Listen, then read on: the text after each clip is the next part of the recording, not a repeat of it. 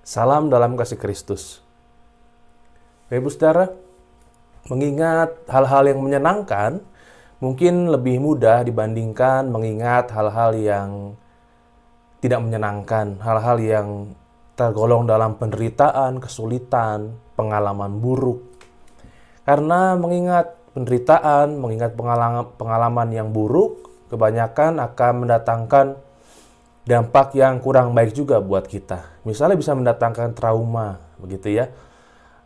Saya pernah melihat sebuah tayangan di berita ketika vaksinasi ini mulai dilakukan, adalah salah satu bagian dari tenaga medis, saya lupa persisnya ya, tapi di sebuah kota begitu, ketika akan disuntik, ternyata yang bersangkutan ini punya fobia terhadap jarum suntik. Bayangkan ya, ini nakes ya, tenaga kesehatan nih, tenaga medis punya fobia terhadap jarum suntik ya. Jadi beliau menunjukkan ekspresi muka yang sangat takut ketika akan divaksinasi, ketika akan disuntik begitu.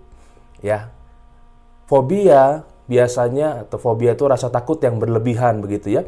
Biasanya disebabkan oleh karena trauma di masa lalu yang tidak bisa kita lupakan, sehingga kemudian itu mendatangkan satu pengalaman ataupun mendatangkan satu sikap di mana kita tidak ingin pengalaman tersebut terulang kembali dalam berbagai macam bentuk. Nah, minggu ini, Ibu Saudara, kita akan memasuki masa di mana kita tidak akan mungkin bisa melewatinya tanpa mengingat penderitaan. Ya, Minggu Prapaskah, atau yang dulu sempat kita kenal dengan istilah Minggu Sengsara, di mana kita akan memaknainya dengan mengingat sengsara dan penderitaan Kristus yang harus dialaminya sebelum ia menunjukkan kesempurnaan karyanya melalui kematian dan kebangkitannya. Firman Tuhan di dalam surat Ibrani pasal 2 ayat yang ke-9 mengatakan demikian. Tetapi Dia yang untuk waktu yang singkat dibuat sedikit lebih rendah daripada malaikat-malaikat, yaitu Yesus. Kita lihat, yang oleh karena penderitaan maut dimahkotai dengan kemuliaan dan hormat, supaya oleh kasih karunia Allah yang mengalami maut bagi semua manusia.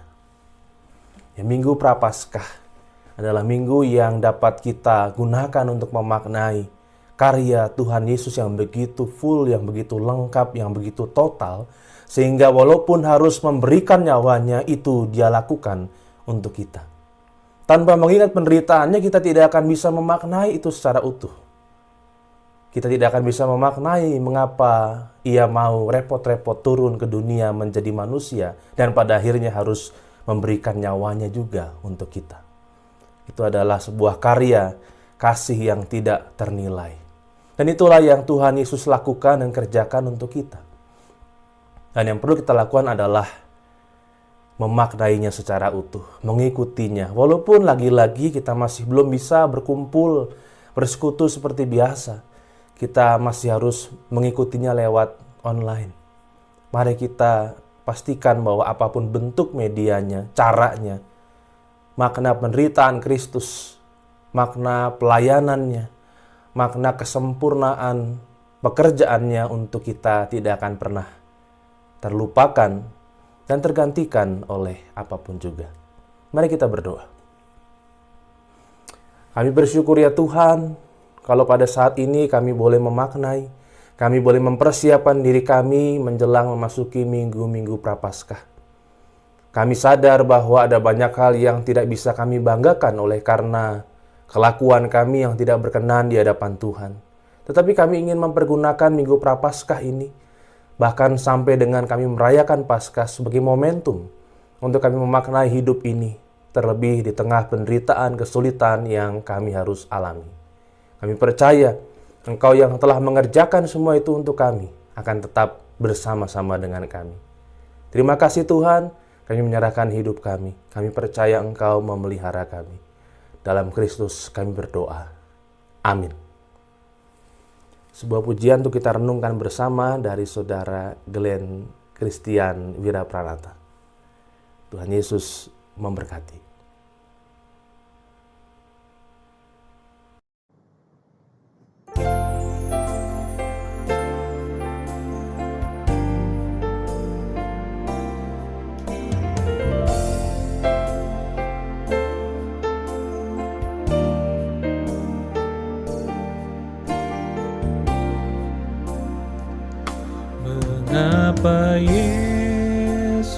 turun dari sorga, masuk dunia gelap penuh celah, berdoa dan bergumul dalam taman, cawan pahit pun diterimanya.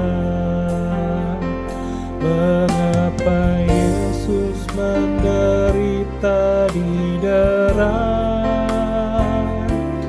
dan mahkota duri pun dipakainya? Mengapa Yesus mati bagi saya? Kasih-Nya, ya karena kasih-Nya.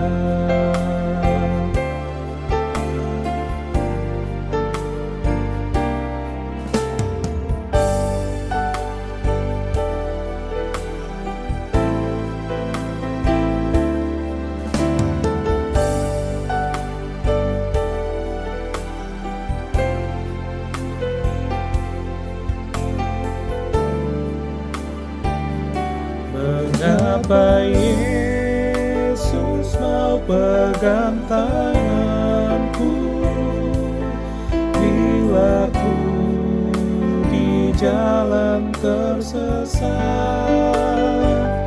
Mengapa Yesus beriku kekuatan